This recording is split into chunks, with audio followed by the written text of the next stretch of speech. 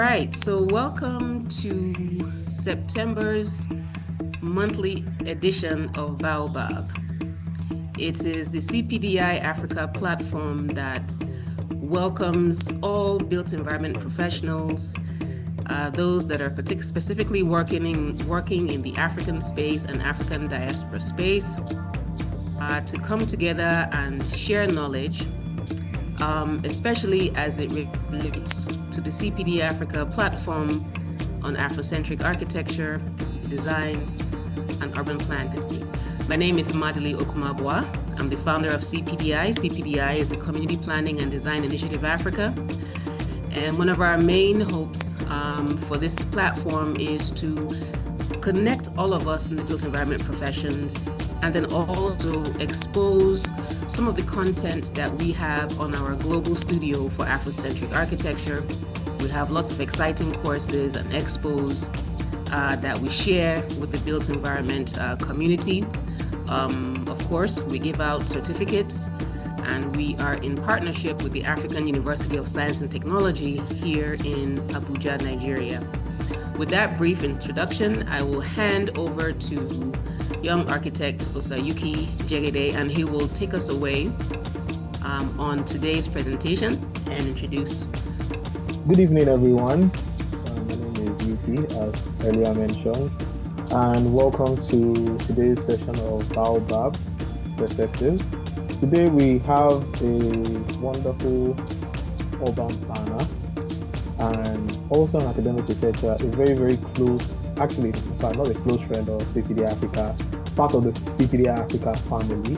He has done so much with us, and we are so happy to have him here again today to talk about his passion, which is sustainable and smart cities. Town planner Mohammed Shaibu is a registered town planner in Nigeria with TopRec and also a member of the Institute of Town Planning.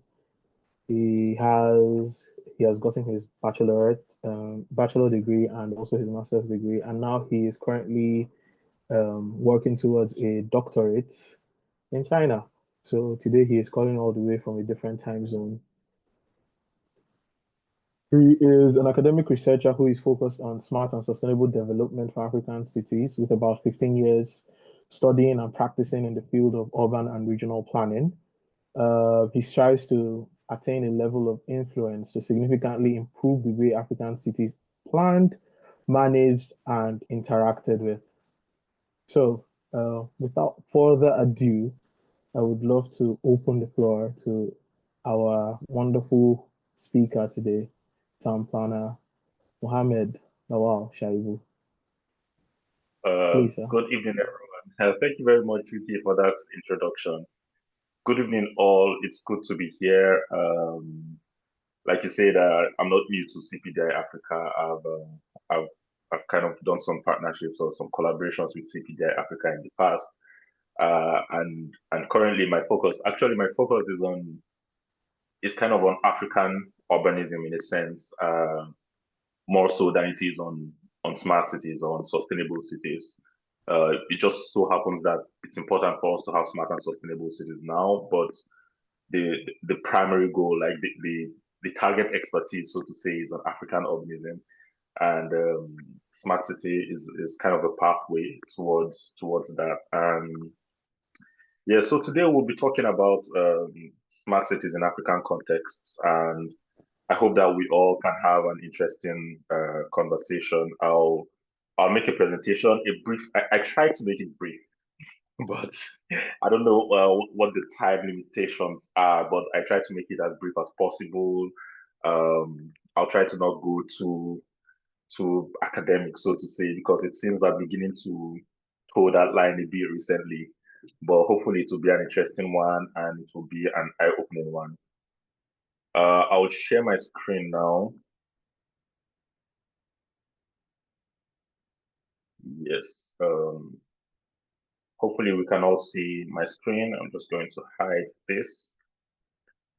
Yes, so today we'll be talking about smart cities in African contexts, and the S there, the plurality in context there is very intentional because there is no one African context. That's something that we have to begin to understand. Africa itself is a very, very, very diverse continent, diverse region, and even the countries within Africa are too diverse to singularize. So it's important that we understand that when we are talking about Africa, we have to acknowledge the plurality in the context. And like I said, obviously the focus is on African urbanism, but we are looking at it through smart cities. Currently, this is where um, what my research is kind of centered on. But the first thing I would want to understand is what is a smart city, and I would want to understand from you who are joining us here. So, if you scan this QR code with a mobile phone or with any other device that you have that you can scan the QR code, or if you just open this website, Menti, www.menti.com, it will ask you for a code. If you put in this code 44988325, you will see a question there that's try to get your opinion on what smart cities are, on what your own views of smart cities are. I'll just check that to make sure that it's correct. Yes, so it says what phrase comes to your mind when you think of smart cities, and you can just put in any word that you think of there. No, so you put in a word that you think of when you think of smart cities, and it will pop up here. While you're doing that, I'll also like want to say that smart city itself, the very concept, it's acknowledged or it's been recognized that it's a very vague technology. Okay, it's a very vague concept. It's a very ambiguous concept, and its usage kind of varies um, across different contexts. So the people that are interpreting the concepts kind of determine what it means. They determine what the smart city is to them. And this can be seen as a negative in some sense because things have to have meaning. But at the same time, it can be seen quite positively because it allows the concepts to be a little bit fluid, right? Different people can interpret it differently. Different disciplines can interpret it differently. And because of this fluidity of the concept, there's no specific definition. There are some features that are embedded in the idea of the smart city concept, but there's no specific definition. And through these features, we can kind of track an evolution of the concept, right? We can track an evolution of the concept. Okay, technology, automation, those are some of the responses that I've gotten so far.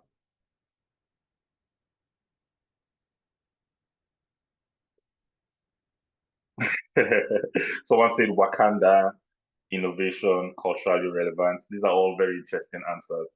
And it's no surprise that I see technology here because the very idea of smart cities began from a very technology centric perspective.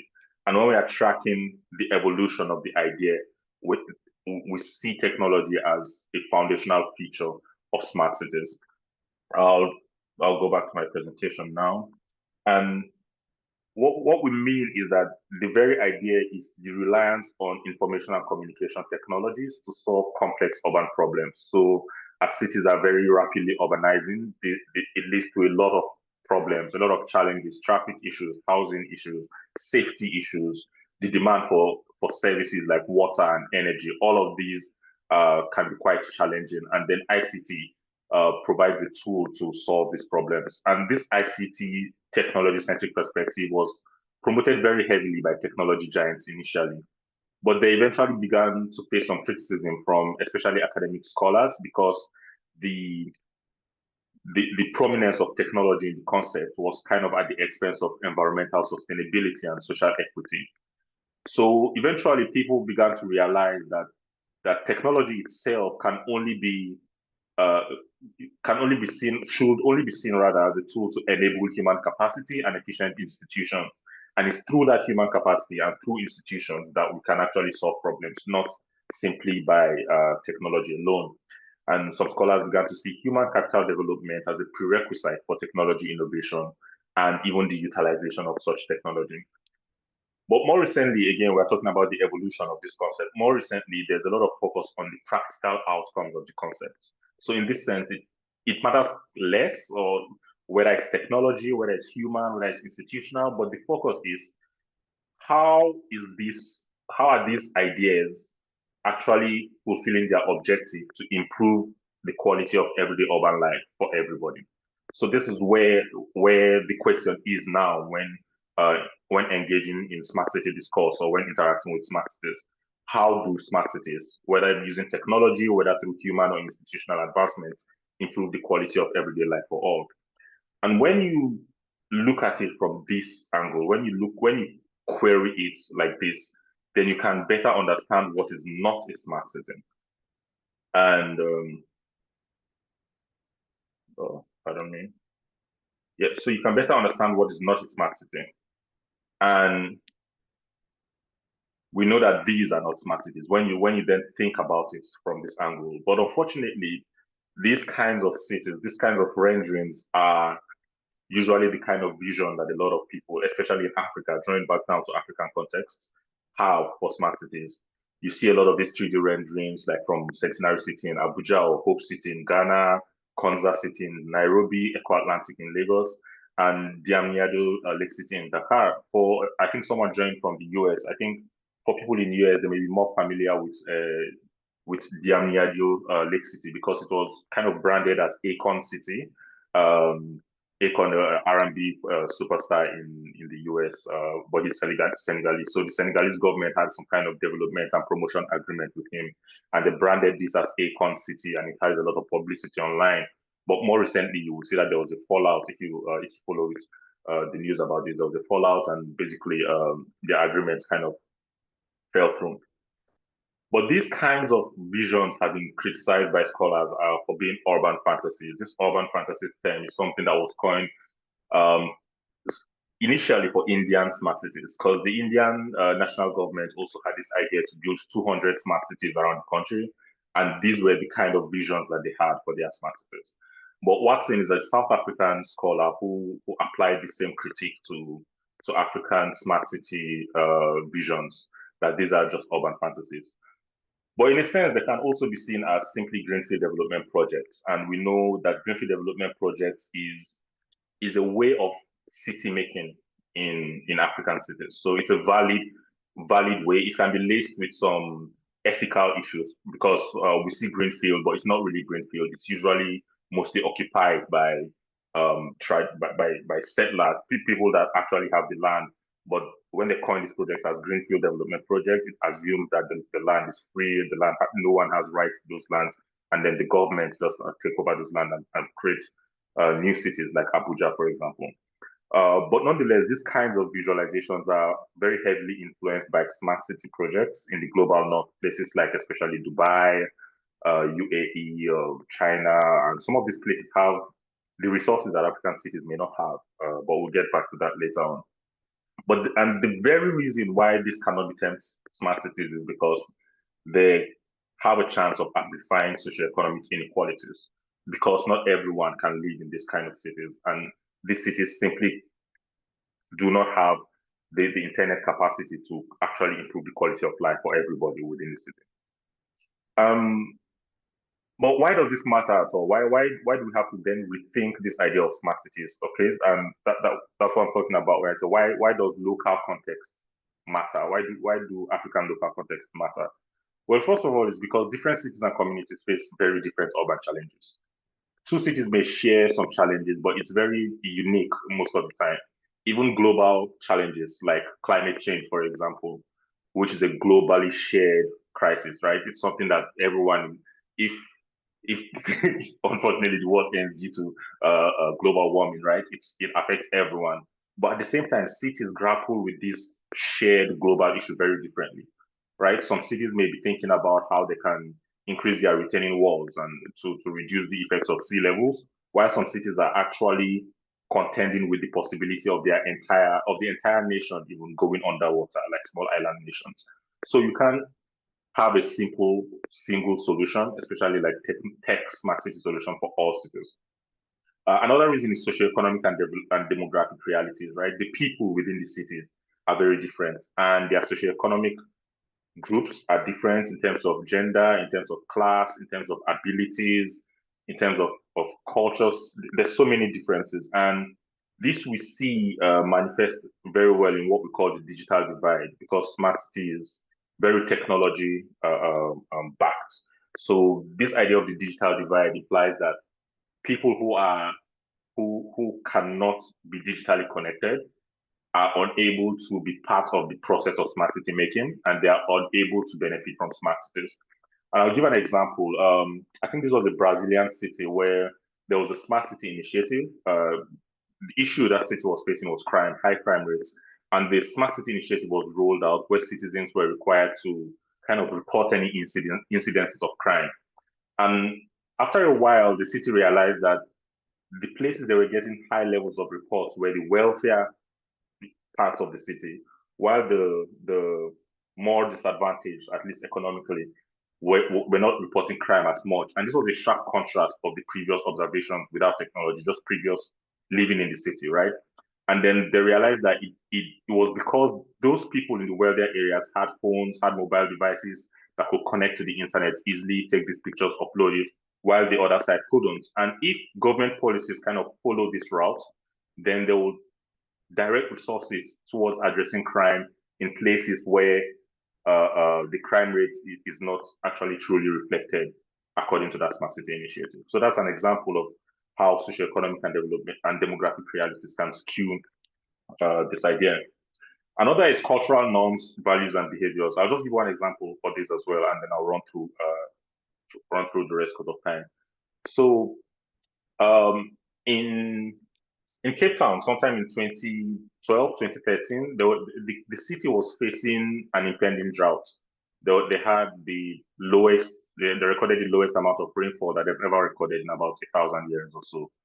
And so the city rolled out this initiative. It was a smart city initiative, so to say, because it relied on smart meters, smart water meters that was used to deliver municipal water to households.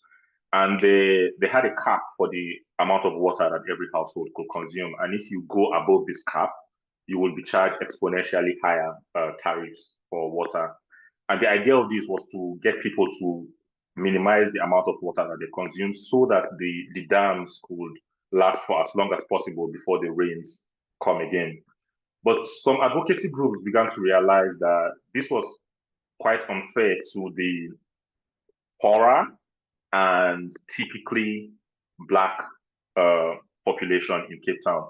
And the reason is because a lot of Black populations, African populations, have extended families. They don't live, it's our innate culture is not to live a husband, wife, and maybe 2, 3 children. We usually have large families. The uncles are there, aunts are there, grandparents are there, cousins, everyone in a household. So if you have this kind of cap per household, then those households that are more extended and have more people are definitely going to consume more water overall, even though their individual water consumption is less than those households with maybe nuclear family, and this was the predominantly white and affluent households. So just to show that this kind of context really, really matter when adopting smart city initiatives. And of course, the digital and fiscal infrastructure readiness, some African countries simply aren't ready for these kinds of visions of smart city. And sometimes we don't have the government capacity or the government will, even when you start thinking about things like the corruption and the lack of transparency and all of that. But why does African context matter? Well, first of all, it matters because we are Africans, right? So this should matter to us. If our cities are not beneficial to the quality of our life and the use of tech is not helping us to scale the barriers that we have in enjoying urban life, then we have to be concerned because we're Africans. But African contexts don't matter only to Africans. They matter globally because Africa currently has the highest rate of urbanization in the world at about 1.07%. And the reason why this is important is because urbanization begets urban theorization. And what I mean is that throughout history, right, if you think of the very idea of cities, at least in the post-industrial era from Europe, when the industry exploded, right? Not exploded in a bad way, but became people moved from the agricultural economy to the industrial economy, and cities were formed. They had very high rates of urbanization, and then they had urban problems because of the rates of urbanization. And the way they tried to solve those problems informed global urban theory, like the beautiful city or the garden city of tomorrow. Those kind of urban theories were born from Europe. And then if you think further, like 1960s, you think about American cities after the World War II and the way they had the baby boom and the development of motor cars, and everyone was able to afford motor cars, and the cities began to sprawl out. Those, because they had some issues in the inner city, like places like Detroit that had inner city issues, and they began to sprawl out to the suburbs. And that idea of city making to solve that problem, while it can be criticized, it did influence global urban theory. And even today, a lot of African cities are being modeled after some of those American cities. More recently, Asian cities also are influencing global urban theory. And this idea that cities don't have to be, cities can be state-led, cities can be formed through the states. So now then the question is, if Africa has the highest rate of urbanization, how are we going to influence global urban theories? How are we going to solve our problems so that the way we solve the problems becomes the way cities are made, right? So it matters to the world. There's this joke, there's this Asian comedian called Ronnie Cheng. It's a quite stereotypical joke, but he could say it because he's Asian. I'm just paraphrasing him, but he said that Asia has the highest population in the world, and there's this Asian stereotype that Asians can't drive, right? So he says, is it that if Asians are the most popular people in the world, then the way, however they drive, however bad it may be, can just be the way to drive because they have the numbers essentially. So the question is, if we have the numbers now in cities, if we are the most urbanizing region in the world, then however we plan cities should be how cities should be planned, as Europe has shown, as America has shown, and as Asia has shown more recently when they went from rural to urban in a very short amount of time. So yes, this is why African contexts matter. And then the question is, how can we properly contextualize smart cities in Africa? For me, in my research, again, there's no one answer to this. There may be different ways, but I'm looking at urban affordability as a way to contextualize smart cities in Africa.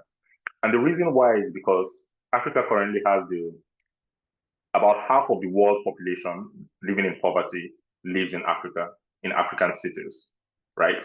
So if we can address urban affordability, then maybe we can actually begin to have better quality of life in cities. So if technology can be used as a tool to address urban affordability, then I think that's a relevant context for African cities. And this is where I'm coming in with my research. So when we try to understand smart cities through the lens of urban affordability, I posit it to be cities where human, technology, and institutional advancements can enable high quality essential urban services to be consistently available and affordable for all citizens to access, utilize, and benefit from to improve their everyday life. And when I say essential urban services, I mean housing, mobility, water and sanitation, energy and waste management. These are services that have been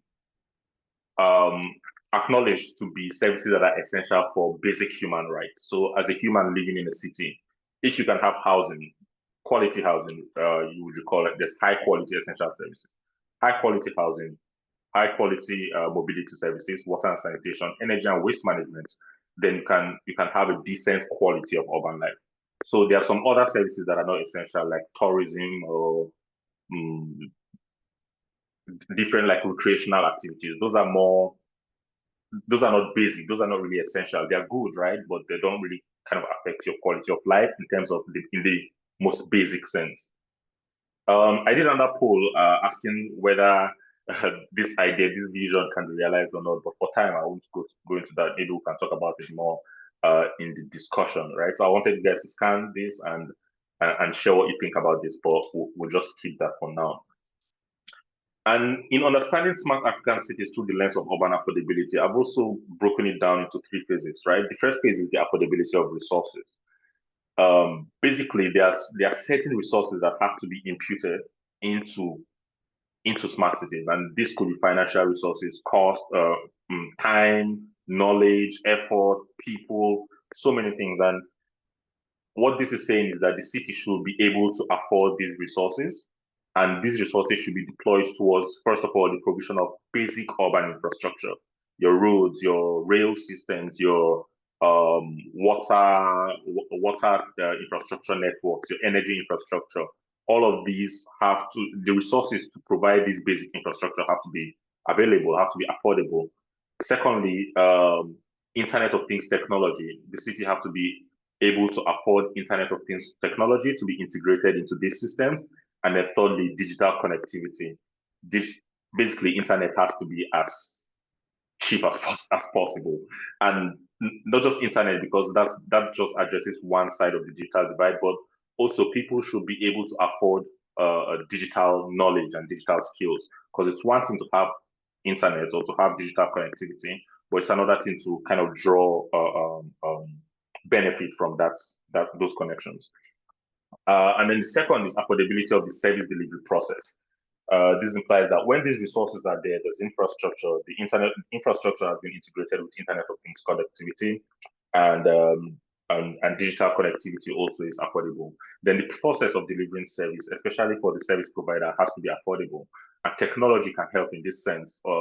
Obviously, with integrating technology, especially in the long term, it optimizes the service delivery process and it enables service providers, whether those providing water or energy or waste management, all of it to minimize the cost of providing services. And eventually this would hopefully lead to affordability of urban services. But even in the affordability of urban services, there's also this idea that it's not just for the services to be affordable, it's also important for the citizens to be capable of affording the services. So in that sense, the question is, how does technology improve the socioeconomic capability of people to afford services? Because even though you bring the services in terms of price now very low, the people also have to be able to meet up. So what's technology doing in terms of the education or in terms of expanding economic or employment opportunities for citizens? So yeah, this is the general framework that I'm trying to use to understand smart cities in Africa through the lens of urban affordability. And by so doing, we can see that maybe we can begin to have truly smart cities that improve the quality of life of people.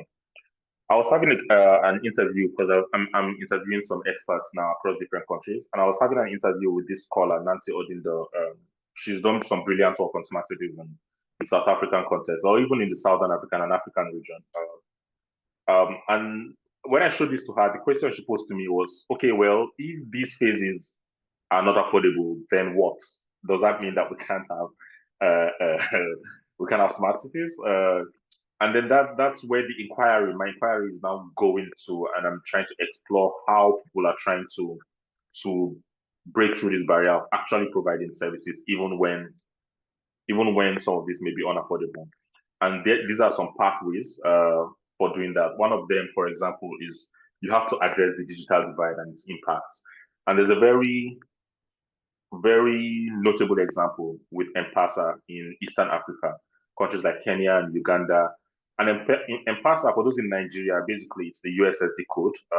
In a sense, it's designed around the USSD code where people can send money without needing internet connections and using their phones. And this had very grave impacts to people in Eastern Africa, farmers, informal traders. All of these people really, really benefited from this because they didn't have that barrier of connecting to the internet in order to make use of technology. Another is integrating ICT into informal service provision. And the reason why the informal service provision sector is so important is because the informal sector provides affordable services already by nature, because those but they compromise on quality in a lot of cases. So informal housing may be more affordable than the standard formal typical housing, but the quality may not be as good. Informal transport services may be cheaper, but the quality may not be as good. So when you integrate ICT into this informal sector, you can improve the quality and, in a sense, still maintain the affordability. And an example is Safe Border in Uganda as well, in Eastern Africa. But we also have something like this in Nigeria as well, with Gokada in Lagos, particularly. And what this does is that it requires the riders to wear a helmet. It requires their passengers to wear helmets, improving safety. It has a record of all the riders. So issues of kidnapping or whatever, you have a record of the drivers. And then even for the state, it's good because this informal economy is not being officially taxed. They pay a lot of taxes. If you take a bike anywhere in African cities, there's someone, some area boy or whatever, trying to extort these people. So they do pay taxes, but they don't really pay taxes to the state the way like value added taxes. So when ICT is integrated, it also benefits the states.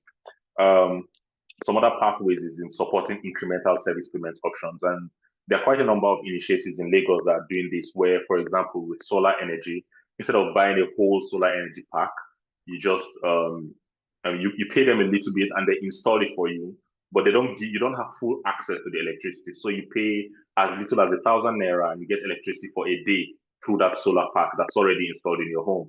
But eventually, over time, you then you pay off and then it becomes yours and you have full access to it. And the last one that I'm seriously considering looking at is leveraging local community resources, because in a lot of cities, the local communities are the ones that come together to provide infrastructure. There's something called adoption, where a lot of community development associations come together. They provide their own infrastructure. They provide their own transformers for electricity. They provide their own sewage system. They provide their own security. So if the states cannot afford to provide this infrastructure, then the local community resources are providing this infrastructure, and they rely on technology a lot. Something as little as WhatsApp groups can help to drive this kinds of community engagement. Yeah, so this is basically what my research has been so far. Just looking at how smart cities can truly reflect current African realities, and understanding that our cultures are very different, and just stepping away from this grand, glossy idea of a smart city, and really coming at it at the roots and seeing what technology is actually doing at the human level in different African cities. Basically, yeah, it's basically applying technology advancements to address the true needs of urban residents in African cities. I think this is where I'll leave my presentation for now, and hopefully we can have discussions. I can also get some input from some of us that are present here. I'll say though, before I close, that I'm still actively inquiring on more pathways that can be explored, and I'm currently having interviews with as many smart city experts as I can, mainly from Nigeria, Kenya, and South Africa. So I appreciate CPDI for giving me this opportunity as well to share what I've done so far, and hopefully to connect with more people that are looking to, or that can share their own insights to this. So I'm speaking to city planners, academics, service providers, what have you, to kind of get as much contextual information as I can. So if you're interested to speak, you can shoot me an email. These are my email addresses. You can take a screenshot, shoot me an email anytime, and we can definitely schedule an online interview. And I'll definitely share more of the research and possible discussion points in advance, and then we can have a proper interview, and you can share your insights as well. So thank you very much. I'll be stopping here. I hope we'll still have some time to discuss this, and I hope this was was beneficial to all the listeners. Thank you very much. Thank you very, very much for that, Sampan Mohammed. That was a very, very beautiful presentation. I actually almost didn't want you to stop. I was like, this might be the first BAOBAB session where we might not just even have a interactive session, because I don't want anybody to speak again. Thank you very much for that. It's actually a very, very beautiful direction in which they are going for, and I do pray that you get as much success as you need and all the resources you need to get this ball to the finish line. So for me, I think it I would just say something that kind of struck me as very interesting because a lot of these technologies were kind of also there have been versions of some of these technologies in Nigeria. For instance, like you mentioned, Go-Kada. We also have mobile money here. That's Momo, MTN mobile money. Airtel even tried to do theirs at a point in time. The banks tried to integrate their own version of them themselves. But I think actually, I won't say I did a study on them, but it always used to come to my mind because I remember, I think it was in 2010, the first time I watched a Ghanaian channel and I saw this Airtel advert about their mobile money. It was a jingle that stuck in my head, but it was about their mobile money. And I had the opportunity to go to Ghana not too long after that, and I actually spoke to people there. And it was very interesting to see that this was actually integrated into their daily life. A lot of people were into using mobile money, not even internet, just USSD, do the thing, papa, sharp, and they're done. They can move ahead. But when it started, showing up in Nigeria, well, I think about 2 or 3 years later, if I'm not mistaken, I think in Nigeria was about 2014 that I really started seeing mobile money showing up. It didn't really catch on. And I always ask myself, why is this thing not catching on? What's the problem?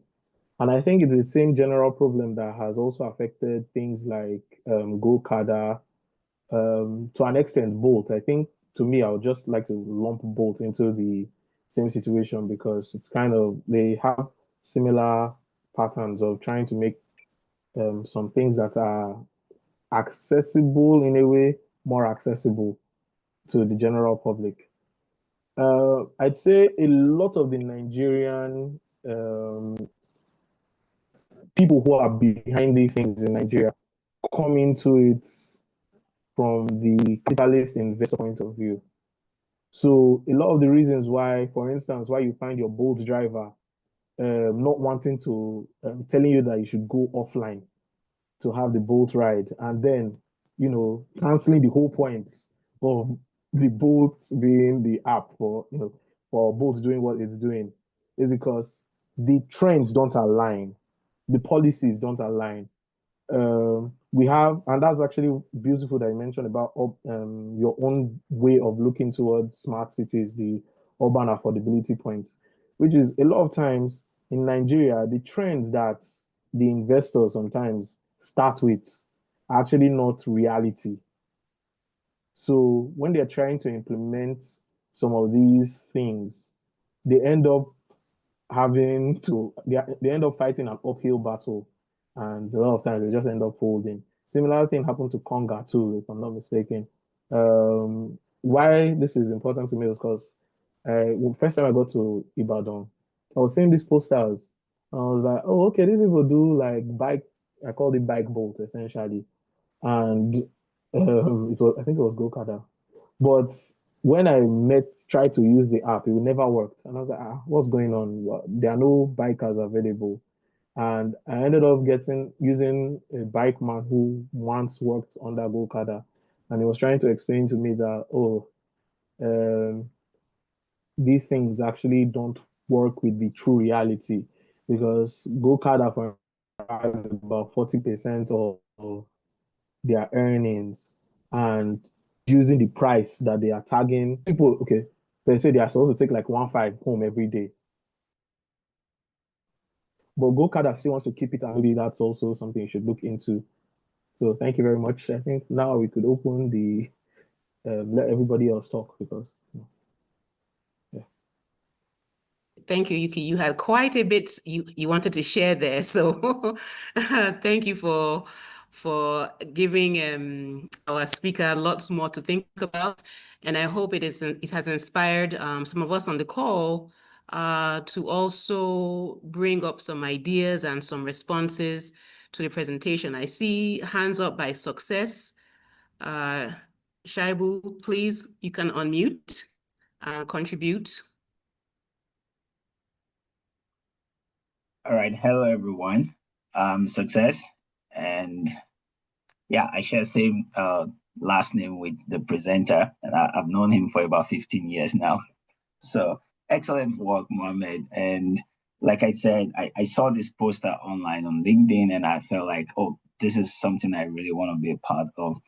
So I'm going to run 3 questions, and I hope you could just weave your way through that. I understand this research is still ongoing, and there's so much thinking.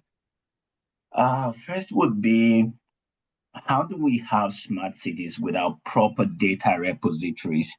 And I'm glad I had this question, and I'm glad you talked about the demography of the African populace, because it's a big issue. I don't see how planning works without data. And I think that's something we're struggling with. So what are your views about smart cities and with the challenge of data gathering? The second one would be, you made mention of the situation in Brazil, and I think I've read similar cases in India and maybe in Sweden as well at some point. How about Africa and the socioeconomic issues in terms of people using technology? Okay, people in the less advantage or the disadvantaged part not being able to use the technology because maybe socioeconomically or otherwise they are not capable.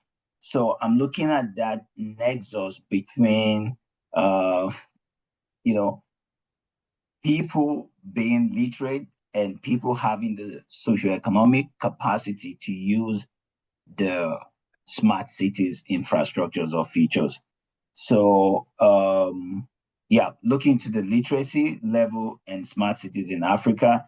Look about the socioeconomic issues and the use of the possibility of smart cities. Yeah. Yeah, thank you for that. Okay. Should I respond to these questions now, or do we take more before? Well, if it's you're about noting them, you can take them all at one time. I see Abraham has his hand up as well. So maybe you get his questions and then you can respond to all of them. Okay, I was just gonna say, well, depends on how many questions we have. It's about 4 a.m. in Sydney right now, so. Okay, maybe let me respond to success. Thank you for joining. Yeah, I did see your message. You said you are joining from Australia, and it's almost 2 a.m. here, but it's almost 4 a.m. there. So I can imagine you're way ahead. So thank you for joining in. Well, the first thing you talked about was about data, and yes, obviously, data is a very necessary step for smart city making, because you need to know the problems that you're going to solve, and you need to know who you're solving them for, and you can with data you can kind of forecast the possible impacts of whatever solution that you are introducing. But unfortunately, yes, we don't have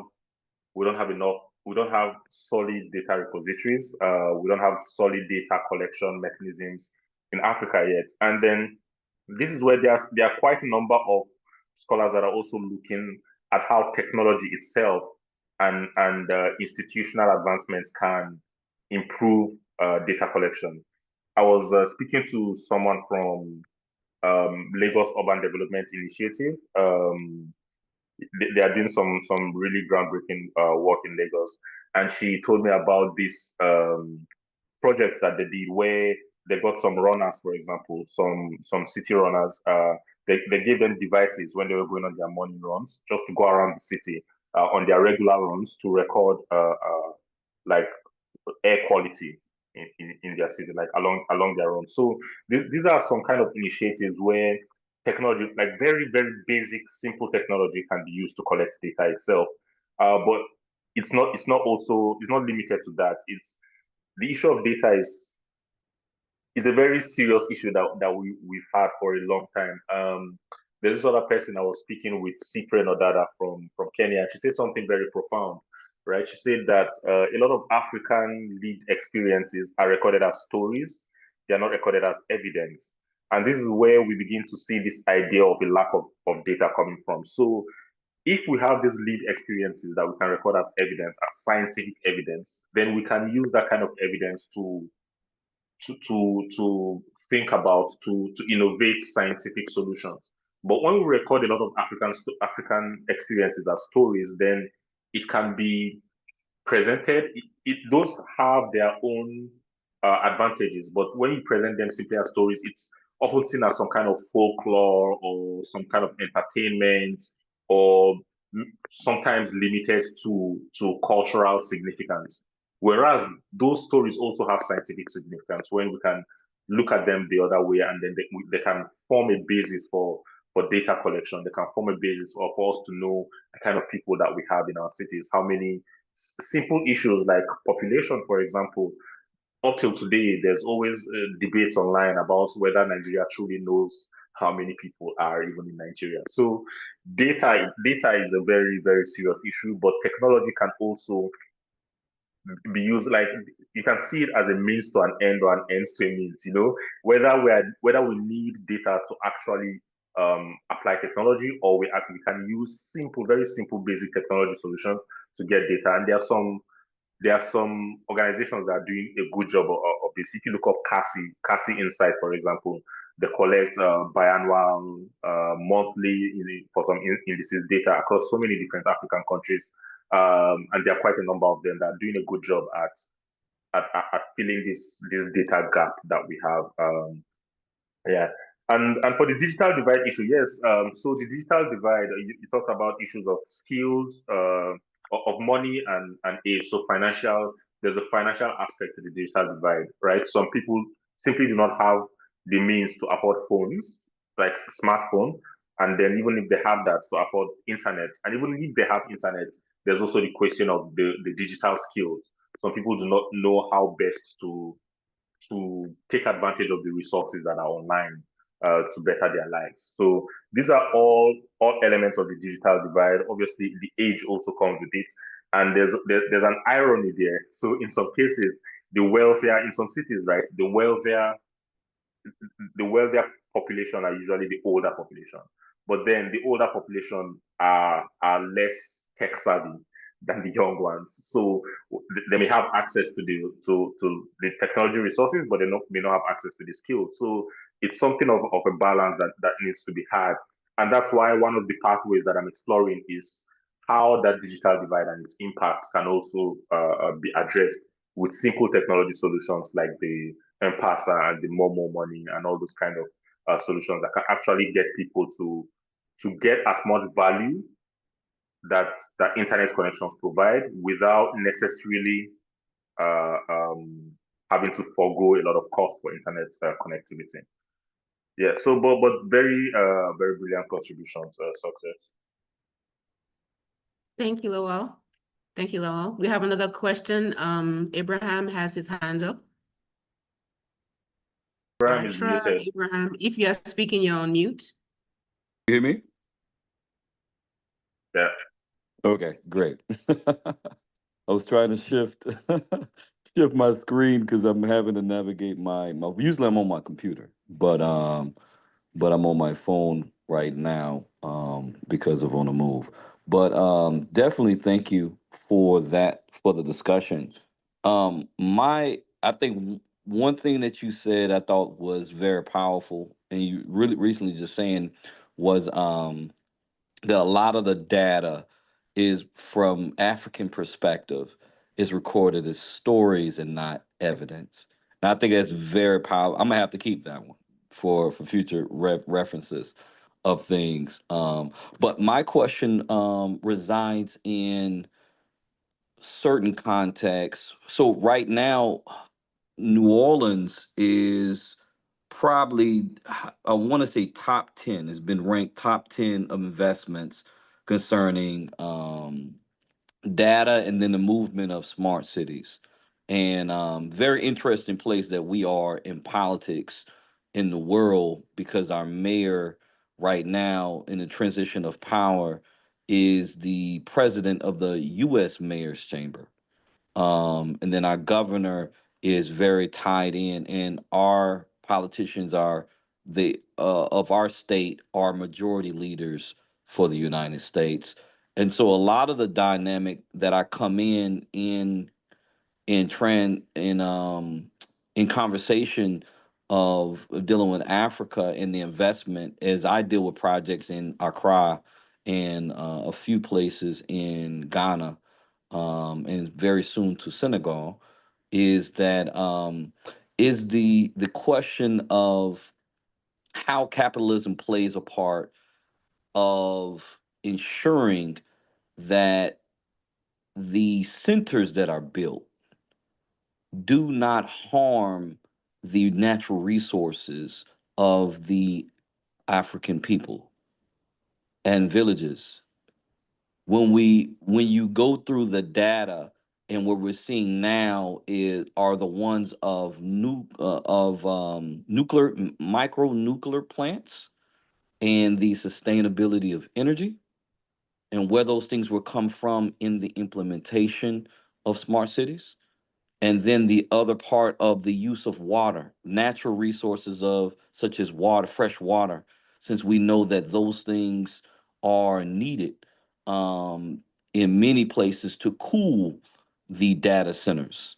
And so the question in Africa is where those places, where, what has been the conversation concerning how natural resources will be placed in the center for the benefit of people, um, what exploration concerning micro nuclear plants um, investment or even development is in place, and then third is the ethical use of data. As I think you used, I think Switzerland, and I think maybe Denmark are right now in the process of allowing people to protect their use of image and likeness, especially when we understand how um, much of the oligarchy or politicians in power are using data as a means of surveillance, and not for the benefit of the people, but more so for their will of power and retaliation against political opponents. And so those are my three questions: is the use of natural resources placed in community and center, the conversation of surveillance and ethics within that, and the development of nuclear to help the sustainment of people in the area for consistent energy of these places of smart cities. Yeah, thank you, Abraham, for those questions. Well, the first thing that I'll say is I'll start from the issue of data, right? The transparency of data or the ethical use of data. And I'll draw it back to our culture, right?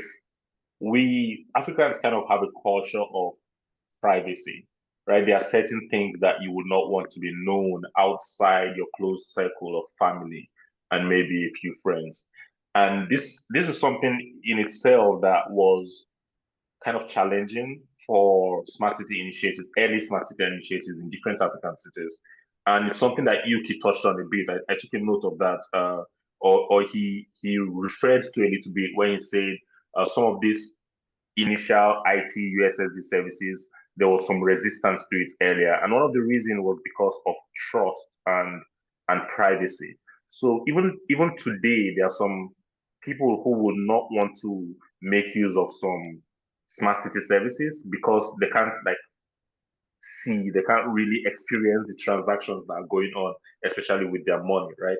So some people will still prefer to see things more physically because then they have the highest levels of trust in themselves than they have with anybody that's using their data. And this is where community groups become very, very important. And you would recall I had community groups, community ground up initiatives as a pathway to smart African cities. And an example I will give with community groups is with community development associations, for example.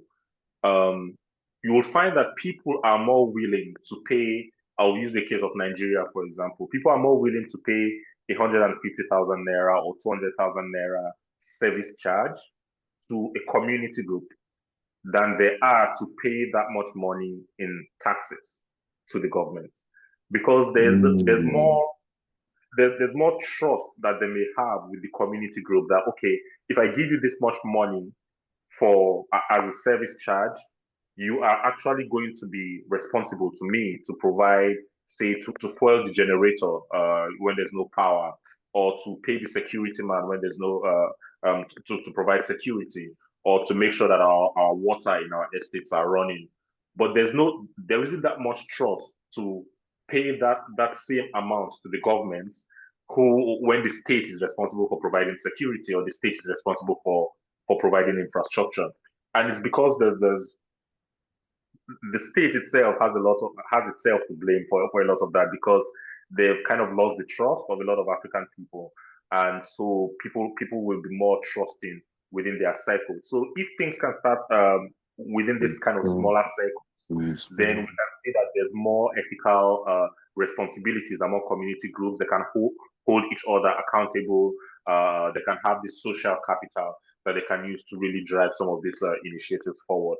You also spoke about the capitalist investments, and this is also something that technology has enabled, right?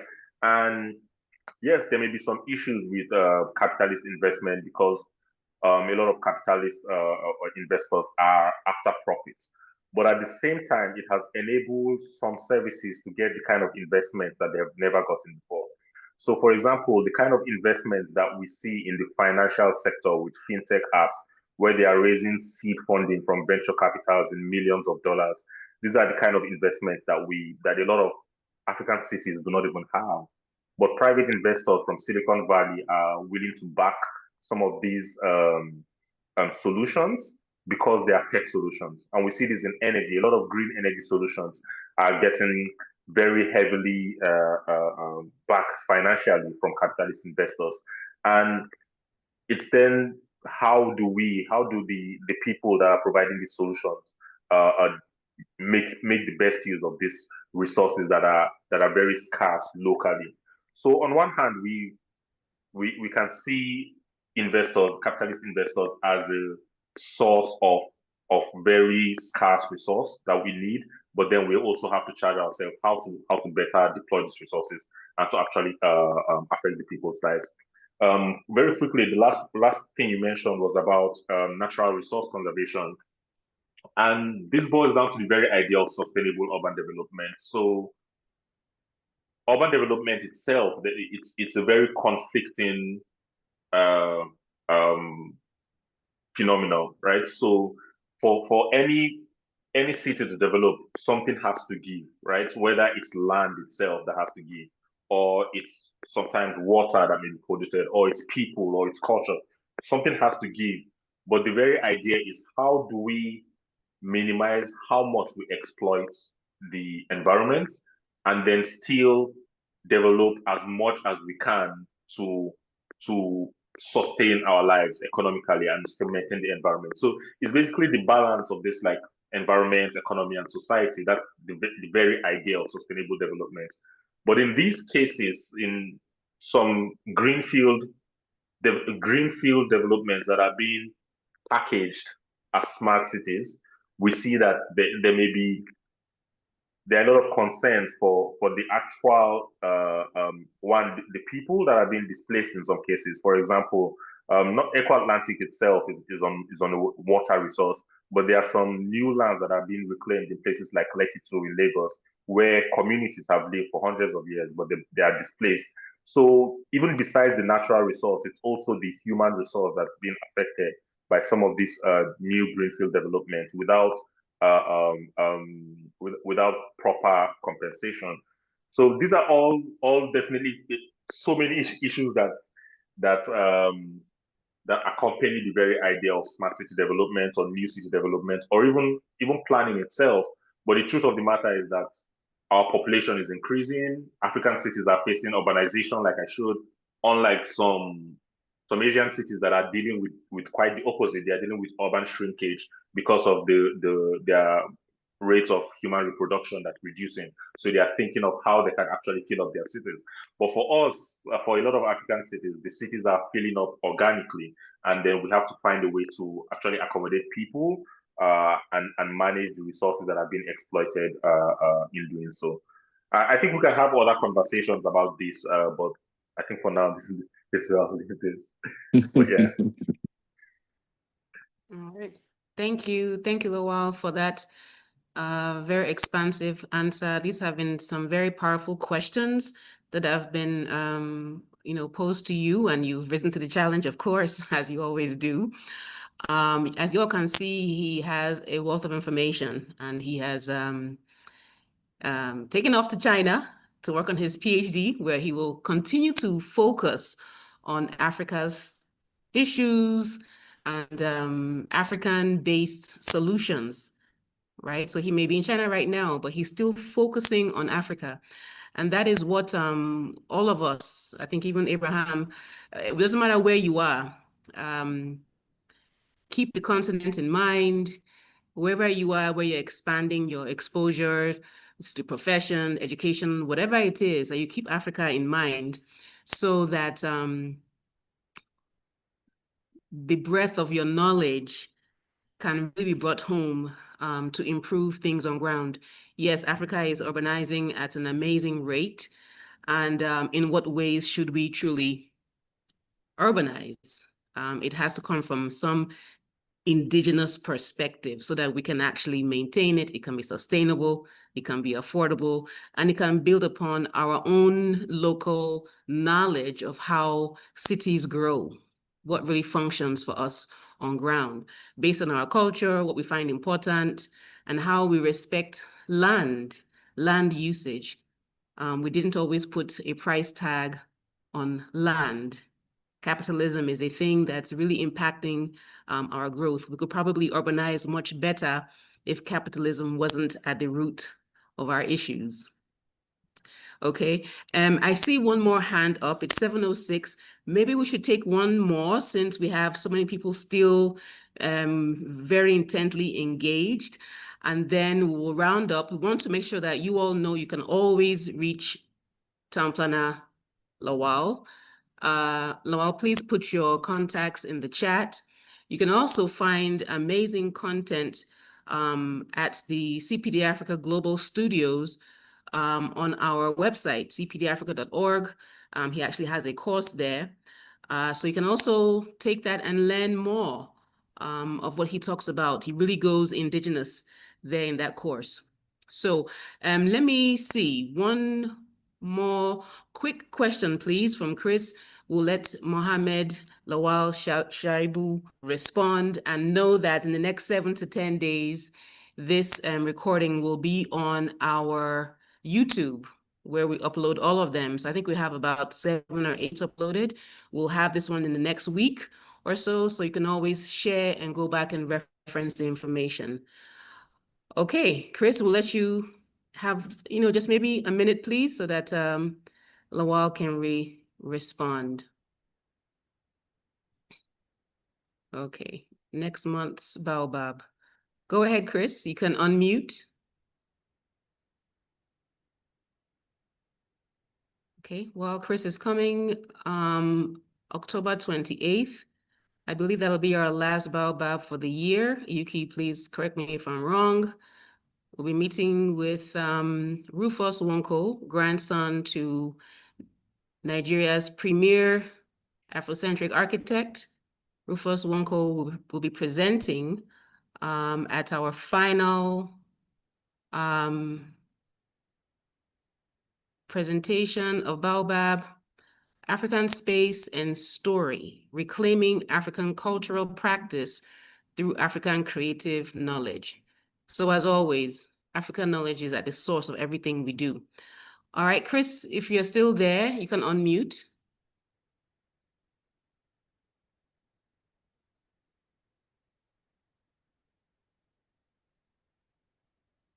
Okay, not sure what's happening to his mic. But Lawal? Yes, I'm here. Okay, all right. So we want to thank you from the bottom of our hearts at CPDI Africa. Thank you for continuing to be a part of the family. It doesn't matter how far away you are. We can't wait to see you again in person. Continue your amazing research contributing to urban planning practices from the African perspective. Please continue to do all that you do. We look forward to you coming back and adding to making our cities great and smart according to our own descriptions.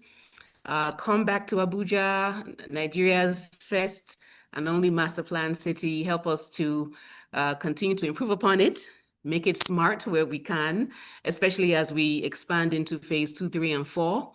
But we truly support all that you're doing. We'd like to have you give a last word, and then we will let everybody go to enjoy the rest of their Tuesday as we get ready for Independence Day tomorrow. We thank all of our viewers and our guests for joining in today. Lawal, let you have the final word. Okay, I just want to thank everyone for joining in today. I hope it was worth your time for joining in. I hope I was able to share something, and most importantly, I hope I'm able to, even to the littlest degree, just kind of help reshape how you think about smart city, what you envision when you think about smart city, especially in Africa. So thank you also to CPDI for allowing me, for giving me this platform to share.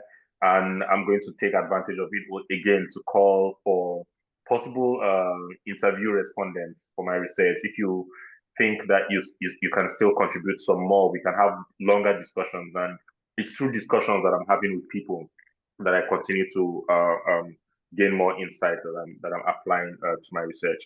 So if you have, you can contact me. My contact information is on the chat. And then lastly, you can, I'll just do a shameless plug. Check my YouTube, Nigerian Urbanism. It's been very docile for a while, but hopefully I'll get back to it soon, where I'm trying to promote new urbanism principles for Nigerian cities. That's Nigerian Urbanism on YouTube. And happy Independence Day to all the Nigerians in advance.